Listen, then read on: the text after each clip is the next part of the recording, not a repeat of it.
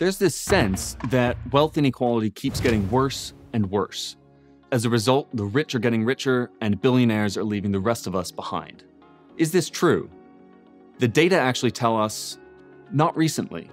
In the 3 years leading up to 2020, real wealth inequality among American households declined, according to the Federal Reserve's distributional financial accounts. Before we get into the details, there's a reason to prefer this new data set over others for wealth data. The DFA includes sources of wealth, like defined benefit pensions and annuities, that are left out of other surveys. That means more actual wealth of those at the bottom of the distribution is captured. The pattern of wealth growth over the 2017 to 2020 period is best described in two phases: before the pandemic and during the pandemic. From the end of 2016 through the end of 2019, real wealth for the bottom half of households grew at an annual rate of 17%, while real wealth for the top 1% of households grew at a 5% pace. Since 2017, real wealth for the bottom half of households grew at almost 4 times the pace of that of the top 1%. Not only that, real wages for the poorest households and the middle class increased at the fastest real rate in decades. What about once the coronavirus pandemic began? After all, there were many news reports of the wealth of billionaires rising.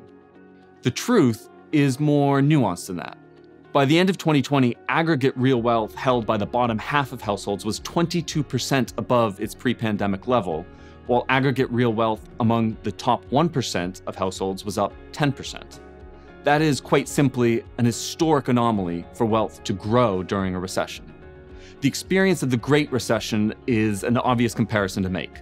During the 2008 to 2009 recession, real wealth held by the bottom half of households fell by a staggering annualized rate of 37%. While the top 1% of households also faced substantial wealth losses, in percentage terms, they faced a much smaller contraction of 14%.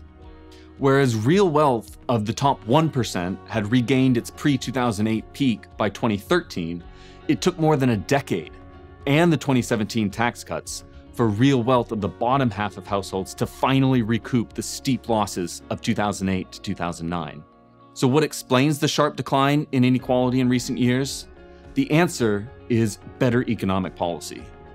The 2017 Tax Cuts and Jobs Act lowered tax rates for workers and businesses across the income distribution, and the Trump administration's regulatory overhaul ended costly regulations that made it harder to start and run a business. The economic gains were substantial. Lower tax rates and fewer burdensome regulations encouraged more investment and more hiring, which ultimately benefited all workers and led to higher wages. There is an all too common refrain about inequality constantly and inexorably increasing. But the data contradict those claims that rising inequality after the 2008-2009 financial crisis had nothing to do with policy choices. With a better understanding of the patterns of wealth inequality in recent years, we might hope that critics would not be so quick to dismiss the growth-enhancing policies of the 2017 to 2020 period.